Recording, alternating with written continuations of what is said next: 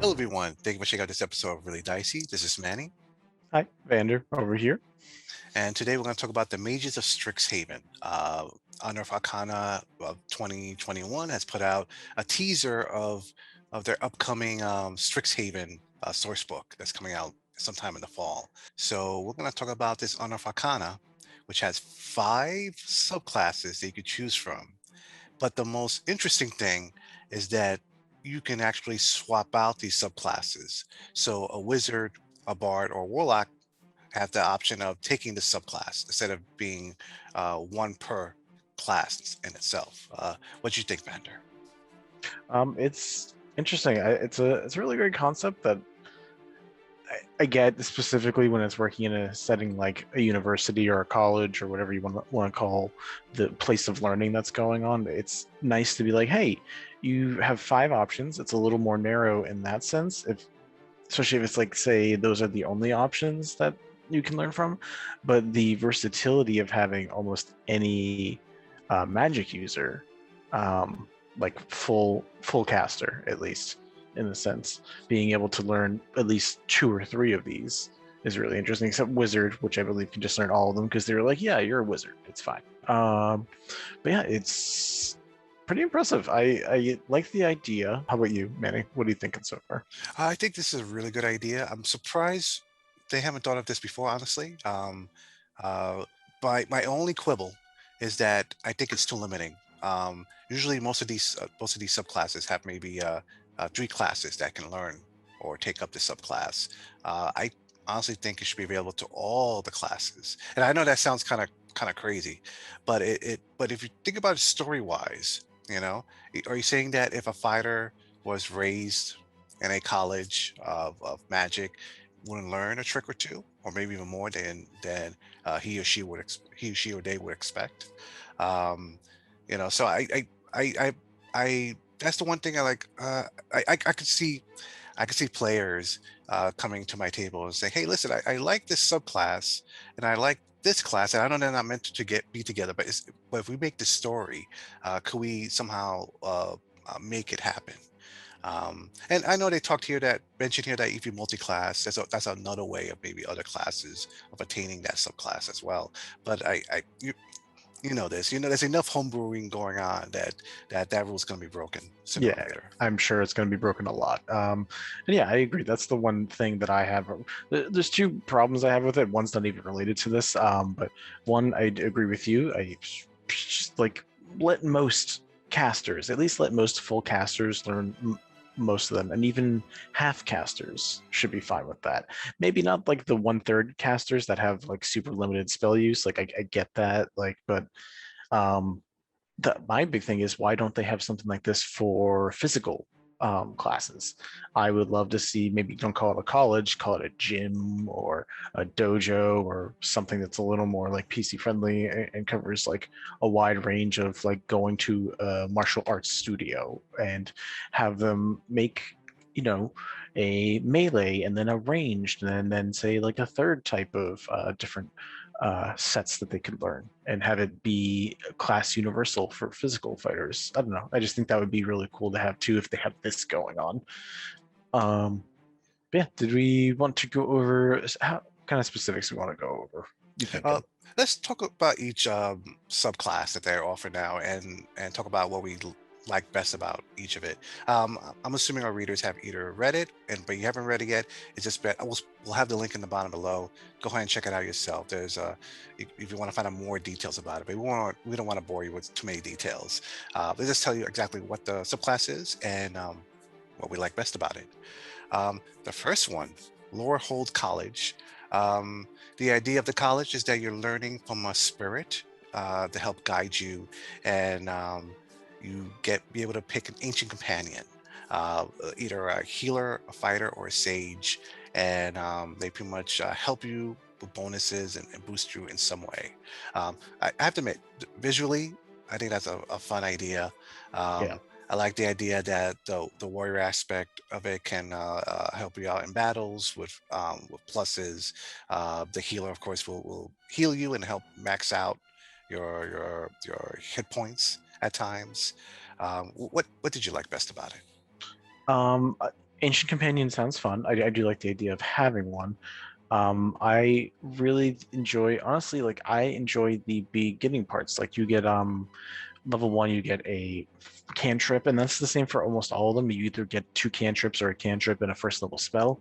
I really like the idea of being like, hey, these are universal now. So like a wizard learning Sacred Flame, I really like the idea of having comprehend languages when you first start out often automatically because you are a little maybe not worldly, but you are a universal person to talk and learn, and history and scholarship, those stuff are interesting to you. Lore is interesting to you. So bard, warlock, or wizard, you automatically start with comprehend languages, and then you have class specific spells, which again, they're from different classes. So normally not everyone can get all of these. So the idea that you could get this like mishmash of unique spells that makes sense for the class, but normally you just can't get. I love the like it's like uh the chocolate vanilla swirl. You're just getting like a real solid mix of like all the goodness. Mm. War Echoes. I thought it was a cool idea, at least visually. The idea that you can, using magic of the past, as they say it, you'll be able to give a creature a vulnerability as a reaction and use it as many times as you have a proficiency bonus. And so they become vulnerable to something. So if you happen to be good with radiant magic and you give them that vulnerability, guess what? You just get able to do more damage or more bonuses of some sort. One thing I will say, just related to that, what you just said, is that visually, all of these classes are very interesting. Like when you read a bit, it feels like as Harry Potter as we think this kind of goes off of, it really gives also like hardcore anime vibes, except especially uh, the College of Prismari. Like that, this one gives me like full like anime school vibes, which I love. Mage of Prismari is another subclass. Yeah. You're able to manipulate surges of elemental power. For College of Prismari. I love elemental stuff, and like someone who's currently watching Demon Slayer, like this gives me like those like uh breathing demon power vibes. Not demon power, Slayer power vibes. They are unique. I love the naming. The naming one for everything is just like really on point. And they make use of a lot of different things like having just like basic interesting proficiencies and unique skills, but then they have a lot of, specifically for this class, they have basically you can be Baltris, Zapdos, or Articuno. You can have fire abilities, electric abilities, or water ice abilities that go along with your normal powers, which help you in combat mainly more than anything else, but a lot of interesting flavor can come from it too. Manny, any specific thing that you found that was your favorite? Favorite medium? I thought the most interesting, just again visually. Um, I agree with you. The names and also the descriptions of these powers are really interesting. It's not just your basic, hey, I got a new firepower and this is what I do with it. No, they it feels like they're starting to really think about how the look of magic Mhm. and besides about how it works. Favorite medium. So pretty much in a sense, it's just you gain a resistance to that type of damage type, but it creates an aura 5 feet all around you. And yourself and your companions are able, that are close by, within 5 feet, of course, are able to get resistance to a certain type of damage that you choose. Um, uh, Visually, it doesn't sound like wow, this I'm blown away by it, but visually, it sounds amazing. Yeah. That's similar to kinetic artistry, the things you get at first level, along with the proficiencies, you also get basically you can choose one of three versions of a dash bonus action, and they have cool names like Boreal Sweep, which is an ice, basically ice damage going on around, Scorching Whirl, which is fire, and then Thunderlight Jaunt. Again, all of the names just sound awesome. They really sound like anime attacks, and it just makes me really, really happy. But like my actual favorite for specifically this one is Impeccable Physicality, which is the 14th level feature. So by 14th level, you have a +5 in proficiency, and you're going to gain proficiency in dexterity saving throws. And additionally, you can't roll lower than a 10. So you automatically have a 15, not including your dex, whatever your dex is, which is probably like a +2 as a wizard or something. But you have at least a 15 in all your dexterity saving throws. Me, as someone who knows dexterity saving throws come up a lot, I love the idea of having at least a 15, no matter what. The next one, Mage of Quandrix. It's a school that deals with probability and math. Very interesting subclass. I think my favorite part about it is the level 10 feature called Null Equation, which after doing a successful attack against someone, they have to make a saving throw, or else for that rest of their turn, they have disadvantages on strength and dexterity checks, and also any damage that you do afterwards is halved. I think that's a pretty cool feature. I don't know if level 10 is. I wish it maybe. I'm thinking maybe like a level. This should be like a level 7 ability. One of the abilities that I enjoyed was Velocity Shift. That is level 6 where you get that. And I'm just going to read the first line because, again, it just sounds really cool. You learn to manipulate kinetic formulas and alter the velocity of another creature. It just sounds awesome. Like, do I even need to tell you what it does? Because it just sounds awesome. But anyways, what it does do, when a creature you see starts destroying within 30 feet of you, you can use your reaction to force it to make a charisma saving throw against your spell save, whichever class you are. Your spell save is going to be, in the area. That person is then teleported wherever else you want to be within 30 feet of you. Basically, you're taking someone over there, putting them over there. And there are so many wonderful ways to use something like that.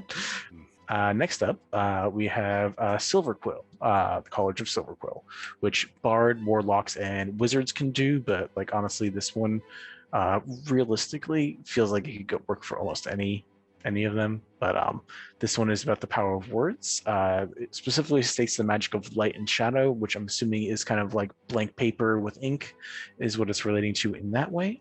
And one really interesting, I think they did when they wrote this here, is that could be relative to spoken word, written word, or signed word.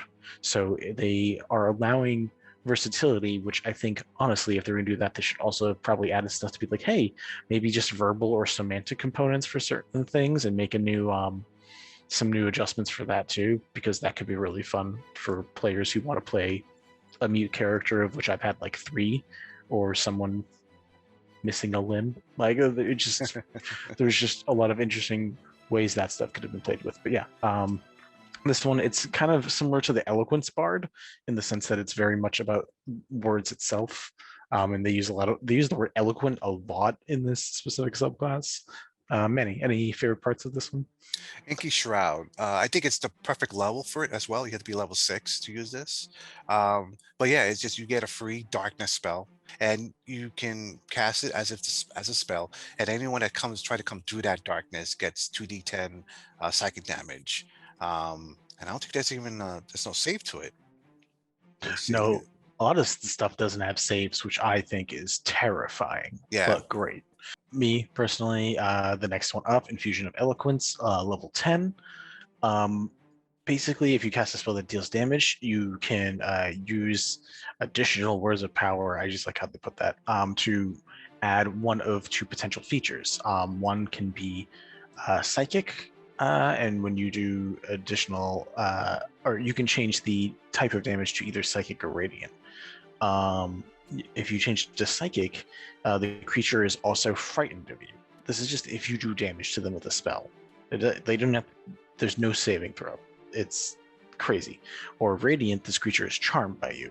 So you could like Eldritch Blast up like 3 different people and potentially at least have one of them become charmed or frightened by you. Like it's just, I love it. It's insanely versatile. Like that's a very versatile thing that they're doing specifically for this subclass. Mage of Witherbloom. Pretty much the idea of it is that you pretty much deal the study of the duality between life and death. What's so far the one that calls out to me the most is Witherbloom Brew. Um, it's pretty much a very Hermione thing where pretty much with a herbalism kit, you make some potions. And you can do 3 types of effects: fortifying, quickening, and toxifying. Fortifying gives you some sort of resistance to a type of damage. Quickening gives you healing, and it removes a condition. It could be frightening, paralyzation, poison, and so forth. And toxifying You don't really drink this. You add it, put it on your weapons, and it gives a target wherever it gets damaged by it an extra 2d6 poison damage. For me, my favorite part of this class is actually which subclasses they can be a part of. It's not wizard, which is great because Yeah. honestly, the wizard gets too much. I like that druid and warlock get this one. I wish other classes did too. I think sorcerer would make sense for this too, but um, in general, honestly, I really liked Witherbloom Brew too because I think there's a lot of missed opportunities to give people like hedge witch and like green witch feels, and like making a brew, having a brew statistic really gives that capability. But the one right after it called Witherbloom Adept, which is level 10, basically when you deal damage to someone, they take additional damage equal to your proficiency bonus, or if you're healing somebody, you can heal them for an addition that's your proficiency bonus, which doesn't sound like a lot, but if you are blasting off healing words, cure wounds, or something like for a cleric, this would be insane to have. Hmm. So there you have it. These are the 5 subclasses that your characters can choose from in Strixhaven.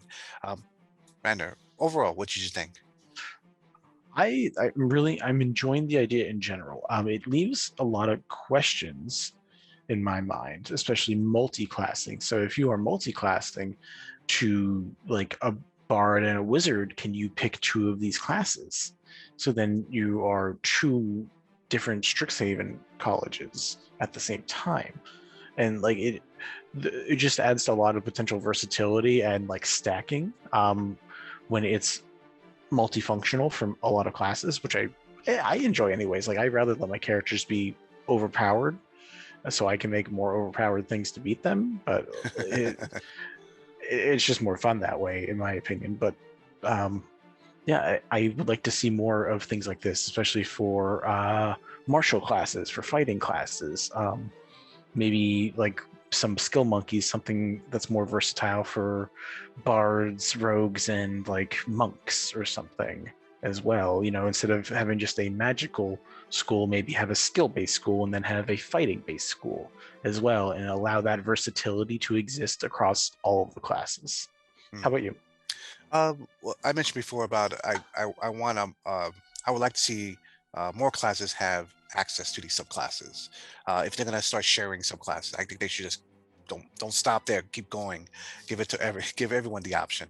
Um, but but I really like the potential of this. I mean, this could I really like to see where this is going to go. I like to hope there's more options in the Strixhaven book, even if the story of Strixhaven may not interest us. At least the subclass or the class options that they give you in this book interest me enough that I want to definitely take a peek at that book. Agreed. And like, especially if Strixhaven is as unique as it's like kind of promising to be. I'm assuming items, potential monsters and creatures as well, and if there are additional subclasses, all those are going to be really interesting to see. As someone who doesn't play Magic the Gathering and who doesn't know about this specific type of stuff, I'm super curious to be surprised for the first time and see this stuff. I'm sure Magic the Gathering people are able to like piece together some small details, but I'm clueless, and I'm super happy being clueless until this comes out. I really hope that this book has spell options, especially if it's spells from the set, from the Magic the Gathering set. You know, That to would me be fun. that would make a lot of sense, and I believe Ravnica did some of that. I have to double check, but I thought they did that as well. Wizards Um, of the Coast, can you get rights to like Yu-Gi-Oh and like make some stuff related to that? Because that would be like I want to play a Dark Hole Magic card in D&D and just see what happens. Can you please?